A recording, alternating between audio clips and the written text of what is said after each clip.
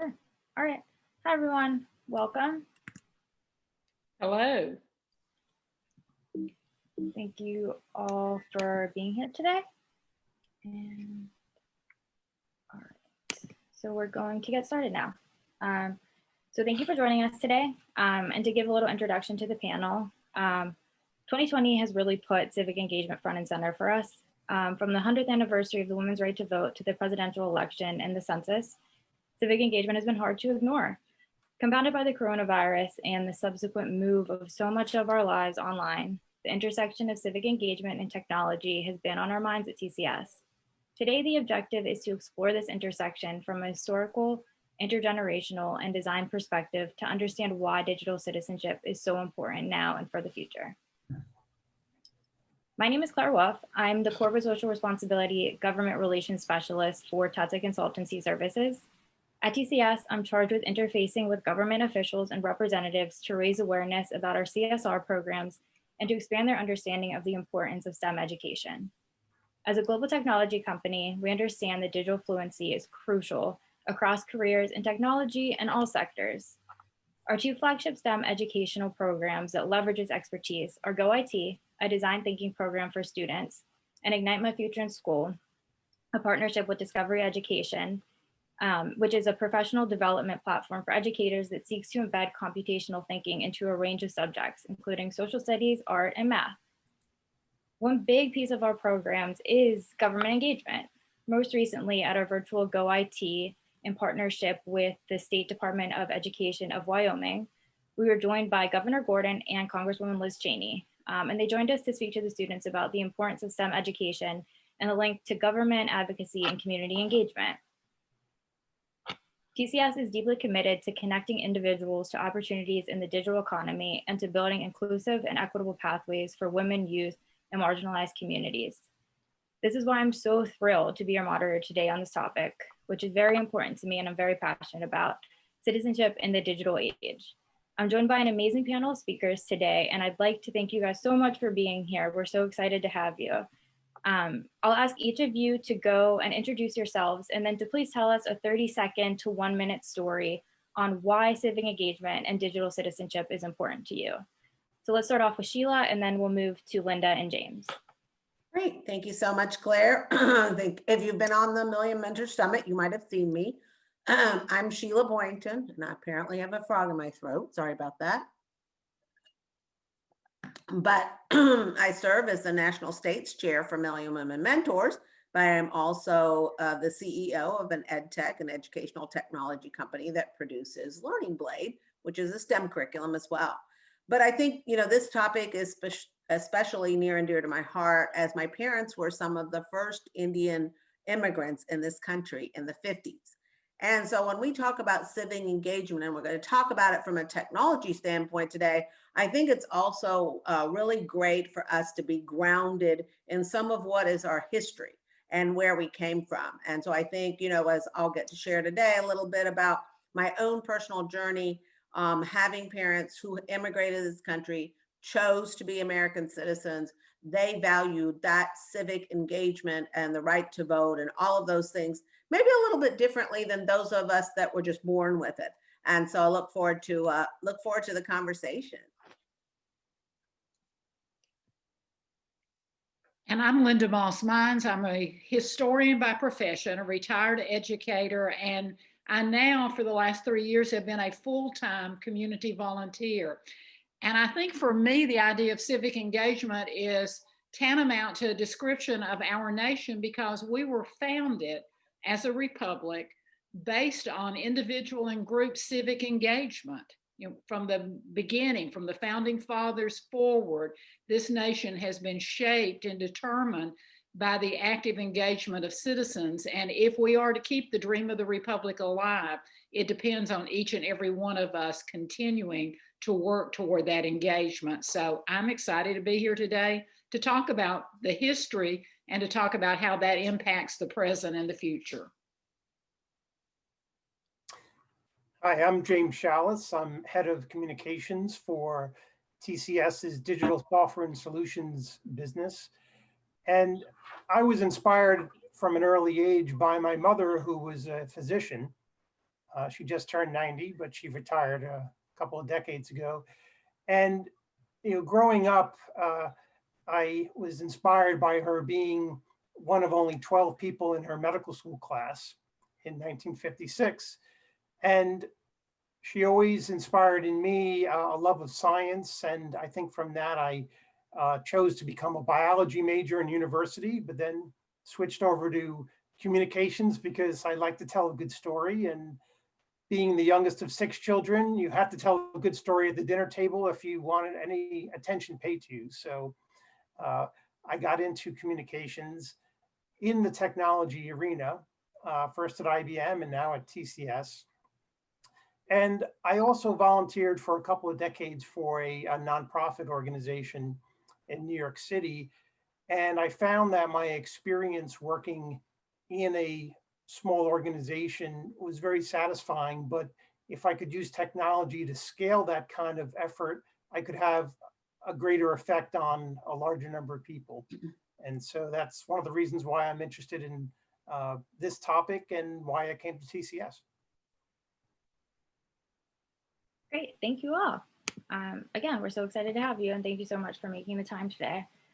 So I'm just going to dive into some of the questions that I have prepared. So for the audience, I have asked each of the panelists to come up with a question to ask the audience. And when they do, if you want to just answer in the chat, and then later we'll go back and look at some of the answers. So first, I'm going to ask Linda if you could pose your audience to, or pose your question to the audience. Well, the question that I've asked for, I would like for each of you to consider is that so often we're motivated by something that we see either politically or socially occur within our society.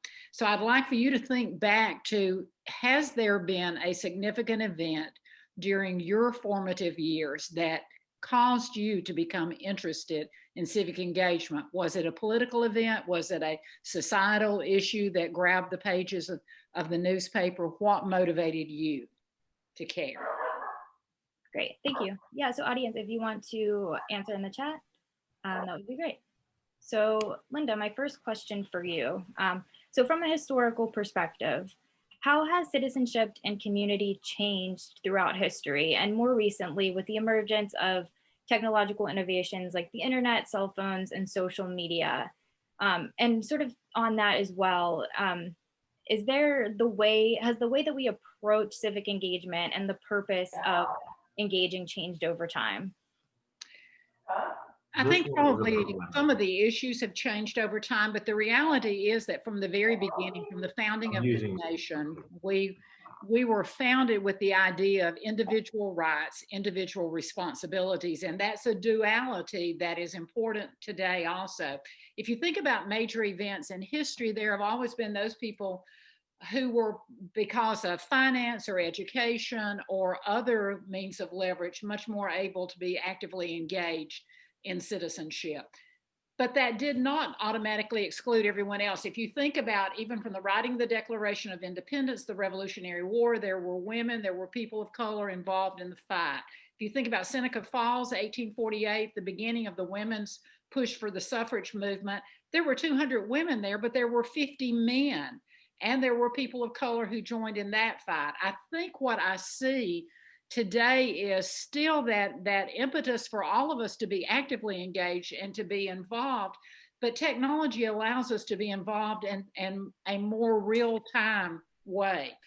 Later this evening, I'm going to be doing a workshop on conservation in the national parks, and people can join me from California, from Montana, from Yellowstone. That's something that really gives us a wealth of knowledge and access to expert opinions that with the founding fathers, they had to use the committees of correspondence, write a letter, wait 6 weeks, and hope that the letter in return made it back to Philadelphia. Technology, I think, is a powerful tool, and it allows access for citizens across all social, economic levels. And if we can aid them in having that access, and that's critical to the life of the Republic. So to sort of follow up on that, on a smaller scale, so Why is it important to society and to larger impact goals? For example, the United Nations Sustainable Development Goals. Why is it important that digital citizens are equipped with the necessary skills to civically engage using technology? So they have the opportunity to. Why in the larger impact is that important? If we're going to talk about a world in which individual rights and individual responsibilities walk hand in hand, linked together, we want to be certain that we're hearing the voices of all those who are engaged in this society, globally and nationally and at a local level. And if we do not have access to technology for people at every level where they are in their homes, in their workplaces, access at a community level, then the voices that we're going to hear are not representative of the people. The Republican form of government that we enjoy in this nation and that we hope to sustain is based on the idea of the will of the people, for the people, by the people. Always, that's our motto. We don't want the people to be a limited number of people. So, access to digital information, access to have your voice heard across so many realms of interaction is critical. And that responsibility begins young. We have to teach people how to carefully and with a level of expertise know how not only to use the technical equipment, the digital age information, but how to discern what's valid, what isn't valid, what information is out there. All of that's a part of curiosity and critical analysis that the digital age can enhance for the young and for the old. I think that's great. It takes your answer takes a very intergenerational approach, which I think is how we have to look at it, right? Exactly. So we can look into the chat. We have a couple of answers from your question. So we have Anu from TCS, who is also an educator, and she says that Live Aid actually and the role of celebrities that brought issues to the forefront. That's interesting. It is, and what's so wonderful about digital access and about major events where technology can cover them, whether it's the media, whether it's online presence or whatever, is there's a way to tap into each of us based on our individual interest. We are all, that's one of the wonderful things about society globally, is that we're all motivated by individual interest, hopefully for the greater good. So certain things will trigger my interest that might not trigger someone else's interest, but together we weave that tapestry. And I guess that's how you bring the global local with technology. Exactly. And I remember Live Aid. I wonder if Live Aid was maybe one of the first times that something was brought so in such a big way, that issues were brought in such a big way using television and media. And using a multitude of celebrities coming together with one emphasis. You know, that we think of that as being more commonplace today, but when Live Aid first launched, that was sort of an unheard of a type of event where people across platforms, across musical genres and everything would come together united. That was a fantastic idea. Great. So I'm going to move and ask a follow-up question sort of, but I'm going to ask Sheila and James to answer this one. So we talked a little bit with Linda about some of the opportunities that arose with technology and civic engagement. I wanted to ask Sheila and James, so what are some of the opportunities, again, that arise with the proliferation of technology as it pertains to civic engagement from your perspectives? But if you could also talk about some of the challenges that also arise. And Linda touched on some of these, but I'd like to hear from your perspective as well. If we could go Sheila and then James. Yeah, sure. I mean, I think definitely Linda started this conversation. I mean, I think what's great about the technology piece and being, having it today, obviously we're doing things like this that we couldn't have done otherwise. To Linda's point, you're going to have people from all over the world connect. And I think it also allows us to find those that we have a lot in common with, to band together and to have respectful conversation. I do think that is the negative part too, is that a lot of times there is very little respect. When you put technology kind of out there, people don't say things, or they would say things and do things that they would not probably do if they were sitting and standing in a room with you. and it gives them the freedom to kind of make it a little bit more inanimate in terms of actually being live. And so I think that's what I've seen that really disturbs me. And particularly since we're in an election year, you know, there's a lot of things on Facebook. I mean, I am just a big proponent of not posting and not doing anything political on some of these social media challenges. I think they were really meant to sort of connect us as a community with respect and love. And I think we're kind of taking it out of that. And so while the technology is great for certain things, it's not. I would love to put a plug in for Pod, now the new sort of owners of STEM Connector Million Mentors, that, you know, their technology does allow you to find people whom you have common interests with that are located in your own community, but maybe in the world as well. So look forward to seeing how that might help us to wade through some of what we think might not be the best ways to connect.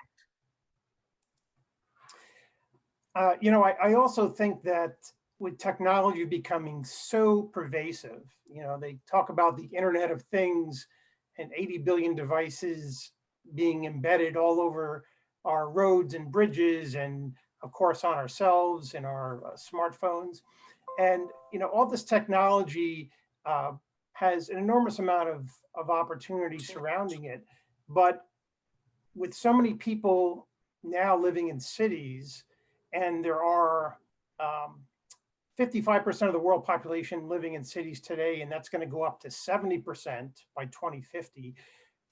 Think about the opportunity around our civic leaders changing their mindset from just focusing on technology to focusing on how technology can help ordinary people.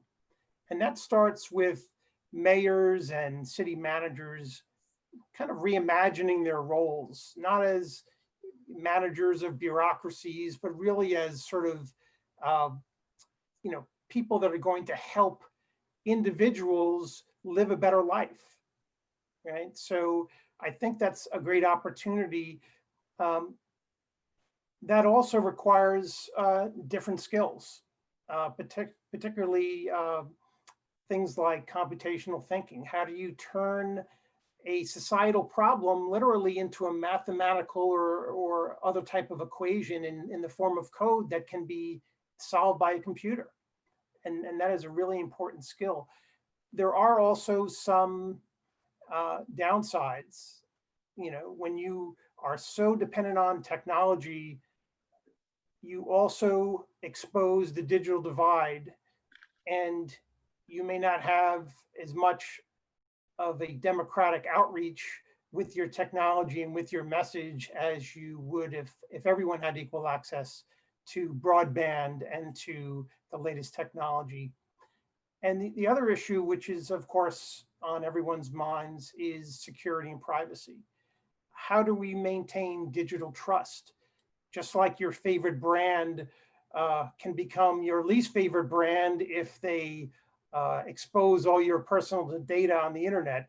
The same thing can happen with our cities, with our local organizations. So we have to also pay really close attention to keeping digital trust among these ecosystems that we're creating.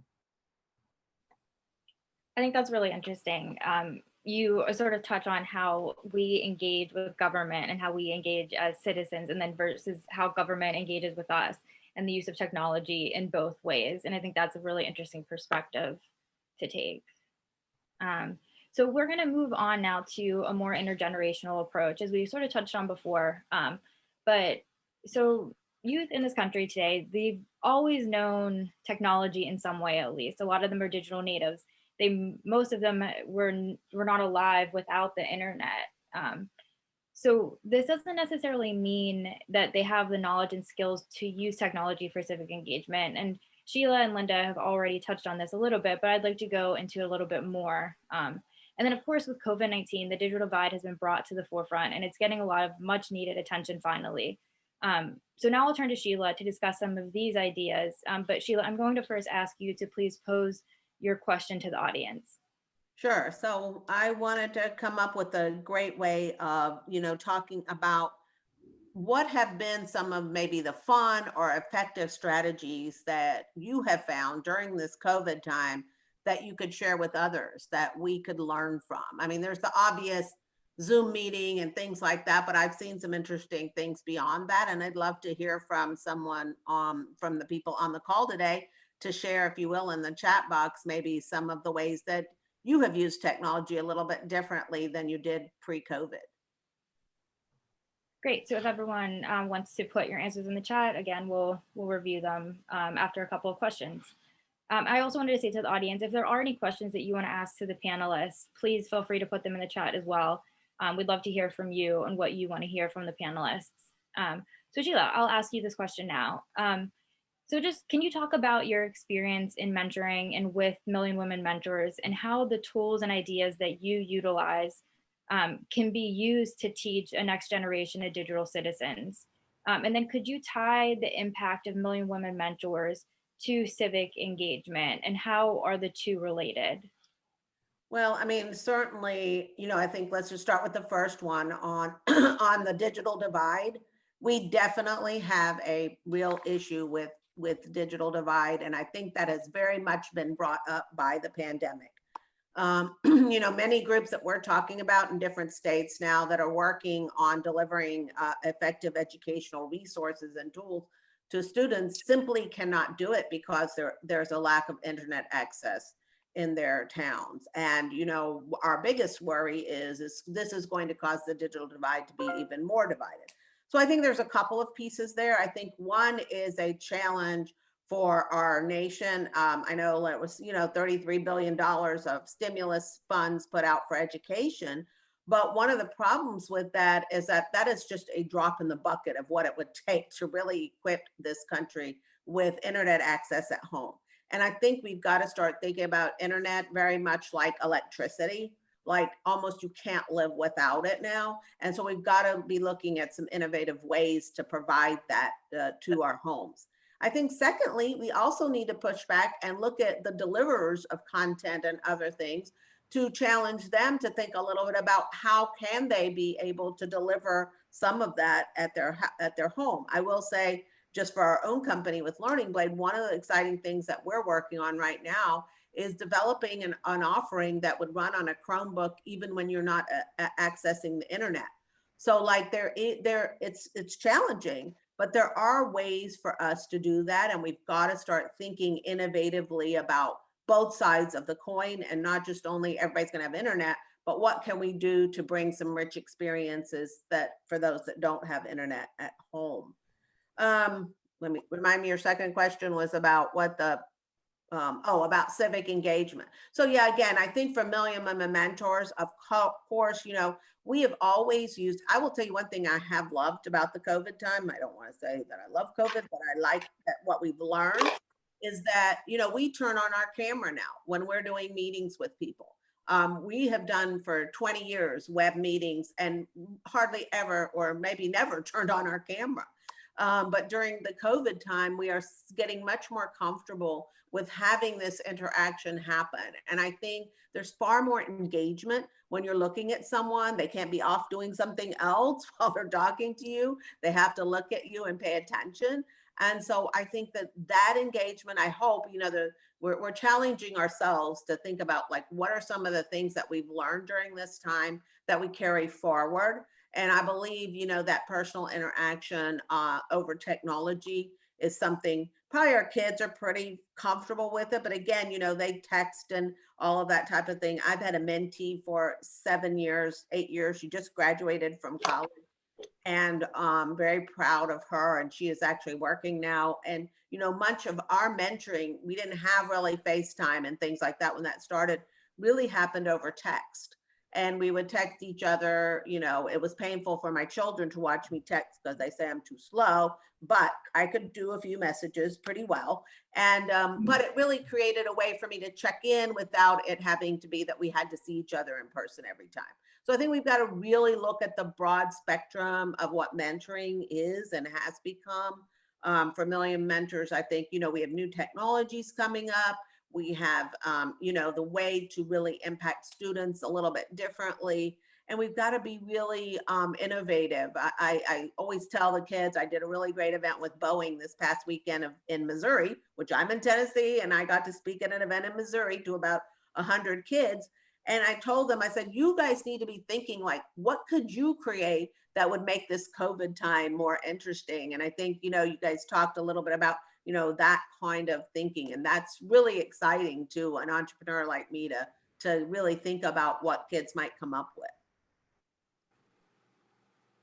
So you talked about the digital divide and the lack of broadband. I think to put it more applicable, part of Million Women Mentors, I think, is this empowerment piece. It, really puts young people in the driver's seat almost of being able to have opportunities that they wouldn't otherwise. Do you see the digital divide and the how this has been brought to the forefront during COVID? Do you see this in the future as having the lack of access having a big effect on young people's ability to engage? If they're not learning the skills now, is that going to be a big problem in terms of inclusiveness as technology even progresses more? I mean, I definitely think, kids are very resilient. They're very fast at learning. And I feel like that's definitely going to, probably not be as big. And I think we shouldn't be as scared of it and hinder. I will say I did get a chance during this COVID time to talk to many governors' offices. And one governor's office told us we are not going to look at anything online resources for our schools because we can't give that to everybody. Well, that's good and bad, right? I mean, that's like we're really going to hold everybody back while other states may, find ways to reach each other. I know like in Arkansas, Governor Hutchinson put a lot of money into buses and took those around to those communities where internet access was not prevalent. And they were able to then access the internet when the bus would come to their area, and they were able to do that. In my own town in Chattanooga, we have a really fantastic, we were the first place that had the gig service, if anybody doesn't know, internet access to every home. And our actually government-owned entity, the Electric Power Board, actually gave internet away free to everybody in the community that could not afford it. Just unbelievable, gracious, fantastic work. So I think, we got to do that. And I think at the same time, kids are resilient. They will come up, I believe, in terms of learning the technology as it's put in front of them, as long as they are given that they're empowered to believe they can.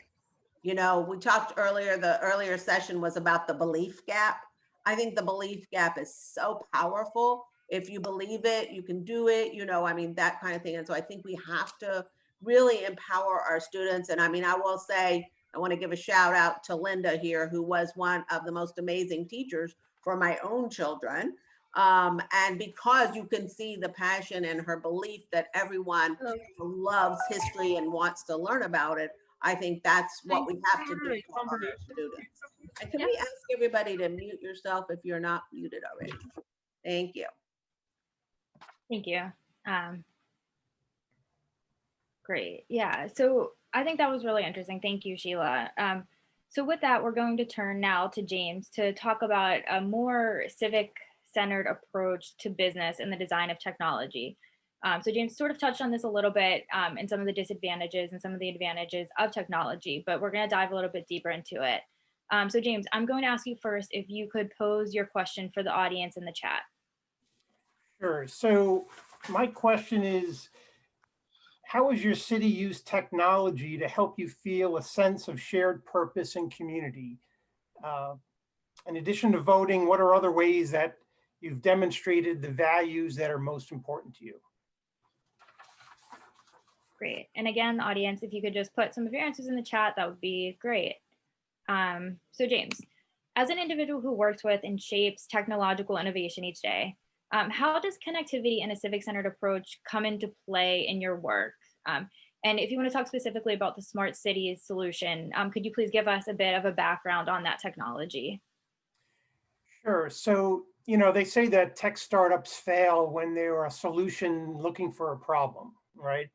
And the technology that is making our cities smarter has come in a couple different waves.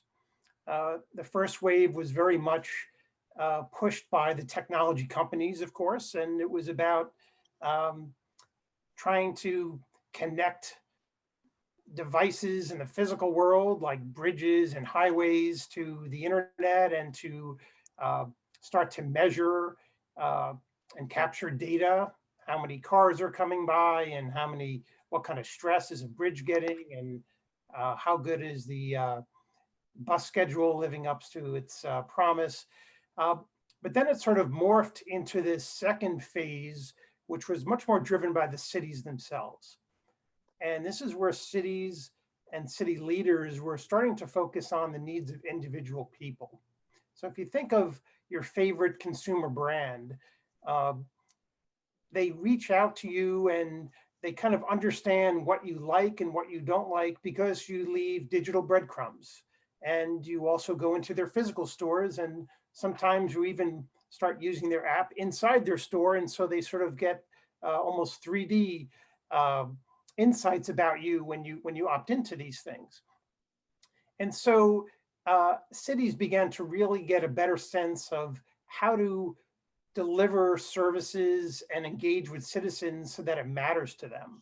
I can find out when I'm on the bus that I may not get to my destination on time because there's a water main break uptown and I just got a text message. And so that's the kind of thing that's much more useful for actual people as opposed to engineers.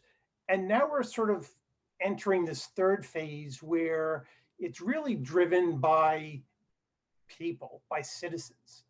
And this is where you start seeing these groups forming and nonprofits and ecosystems developing, where there's more of a grassroots efforts to define how can technology help me as a citizen.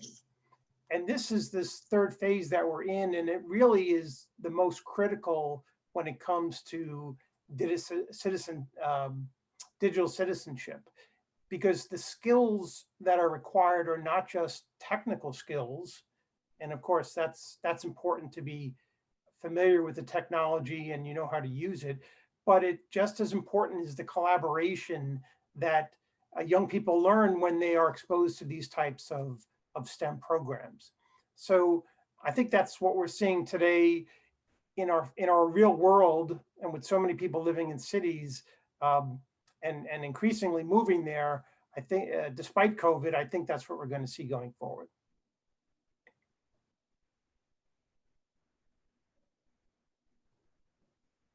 You're on mute, Claire. All right, I just realized that. Thank you, Sheila. So why do you see the citizen-centered technological approach as better, so to speak, than maybe other options? Is it just a citizen case for it? Is there a business case for this approach, or a moral case, a case for inclusivity? What do you see as why this approach is better? Well, cities will ultimately fail at their goals if they're not making people happy. And really, this more citizen-centric approach to cities is all about wellness and participation and inclusivity. Because just like people as consumers expect their favorite brands to know them and deliver them the kind of experiences that they expect and enjoy, they're expecting their cities to be just as wired and to meet their needs. And if they don't, people will move elsewhere. And unfortunately, the citizens that will suffer the most will be the ones that have the least access to technology. And so that's why it's really important that cities invest in this technology, but also that the society develops citizens that have the skills to take advantage of it. Awesome, thank you. So I'm going to look into the chat because I think that we got a great answer from Nancy from ID Tech. She writes that COVID has brought the digital divide to the forefront. And as an educational STEM company, they've pivoted and sort of embraced partnerships more to help close the gap. partnering with corporations, nonprofits, to have a more inclusive approach and to reach more students.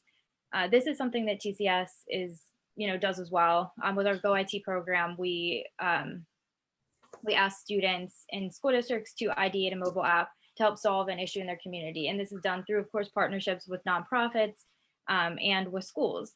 So Sheila, if you could maybe tackle a question about the importance of partnerships and how they can really, make a case for capacity building for governments, especially to complement the work that they're doing, but also, nonprofits, corporations, and sort of just all around. Right. So I just want to back up for a second because something just hit me while we're talking about this. When we're looking at preparing the workforce for the future, you might hear things like some people call it soft skills. I don't really like that word. I like employability skills, which are sort of those foundational things. Do you come to work on time? Do you not steal from your employer?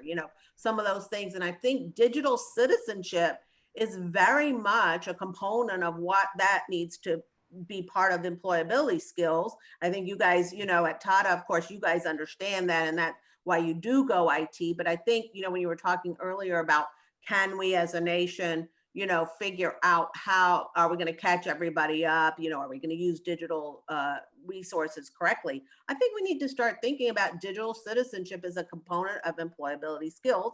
It's there to a degree, but we need to think of it more than just can you program a computer, but do you understand the power of what you have? And I think that lends itself to the whole idea around partnerships. I mean, that's what, Million Mentors was based on. It was based on the fact when we looked at the country and we wanted to understand like what was going on in terms of mentoring and what impact was it having. 6 years ago, that was absolutely not even talked about, right? In a lot of ways. And my dear friend, Edie Frazier, who was the founder of Million Women Mentors and drafted me willingly to come along with her and lead this was, and Tata, of course, TCS, no one can say enough about what you guys do from a perspective of your CSR efforts, but you all stepped in really early with Million Mentors as well to help us build this movement that is really, I think, had changed the conversation around women and girls in STEM. And so it's helping people to think intentionally about that. So partnerships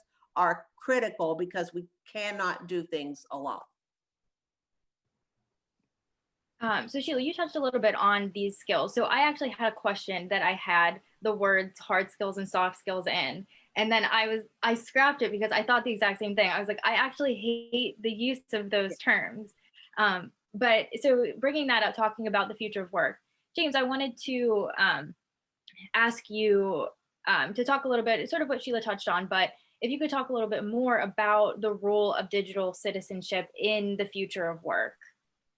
Yeah, digital citizenship is so critical to the future of work because a lot of the changes that we've all gone through during the pandemic are going to manifest themselves in some permanent fashion in the future. Some people predict that we'll never go back to an office, which is probably unrealistic. And other people think that everything is going to go back to normal, which may not be realistic either. What we're seeing at TCS is the rise of kind of a hybrid workplace. And we were able to transition when the pandemic hit, 95% of our employees to remote working by setting up these kind of virtual workspaces. And what it taught us is that the skills that you need are very much not around technology as much as they are around collaboration. And the collaboration skills are the kinds of skills that you learn when you develop all sorts of STEM type of activities, when you participate in these types of activities. Because the technical skills will bring you so far, the ability to get others on board and to form coalitions are really what make them actually happen. I think also that the ability to create productive workplaces depends on being able to come to the office when you need to, and to be able to collaborate virtually perhaps most of the other time. And so I think we're going to see a lot of those types of models going forward.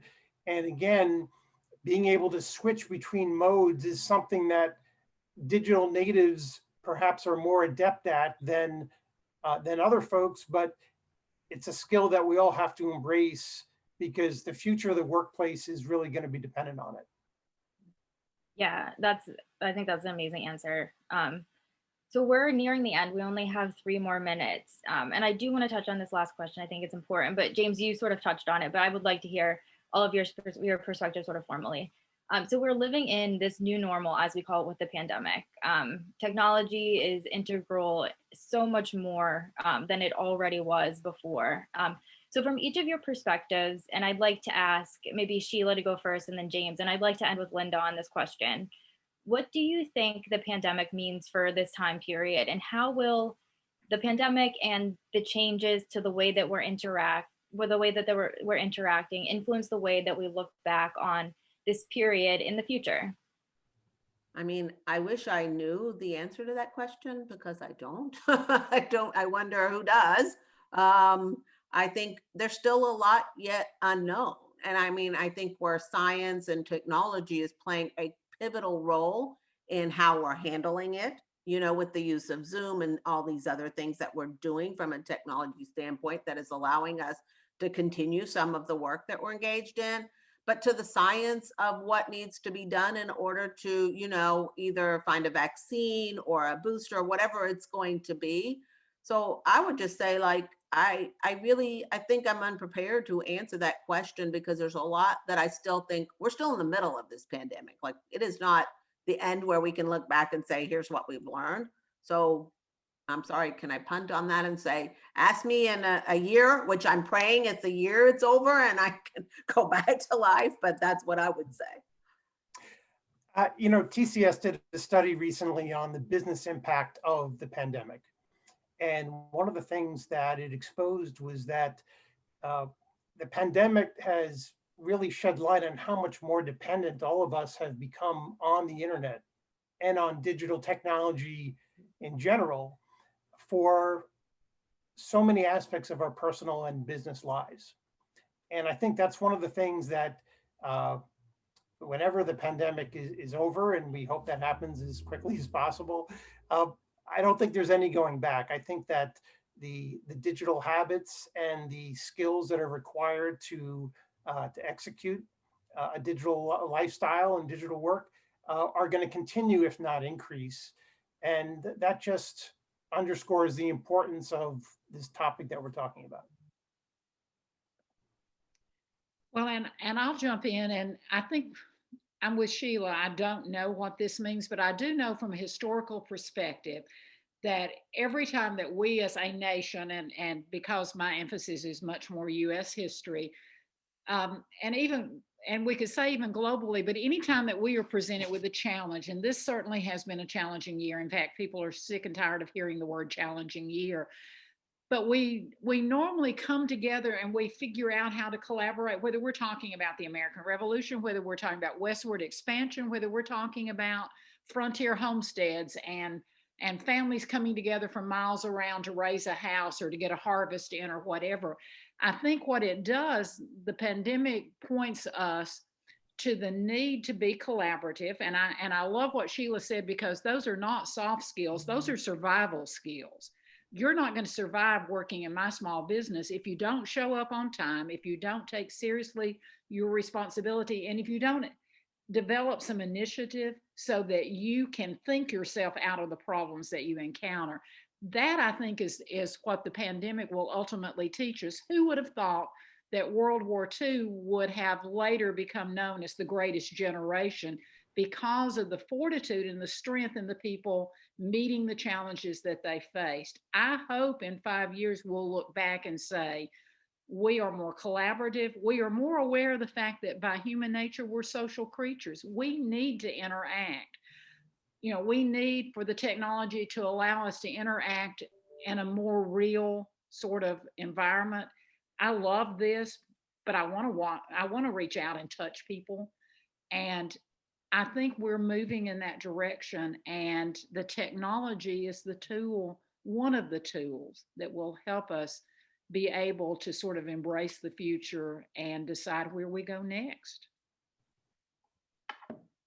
Great, thank you. And with that, we're at time. So I just want to say one more time, thank you so much to our amazing panelists. Really appreciate you guys being here. This was so interesting. And to our audience, I hope that you enjoyed it. And thank you as well for joining us. And have a great rest of the day.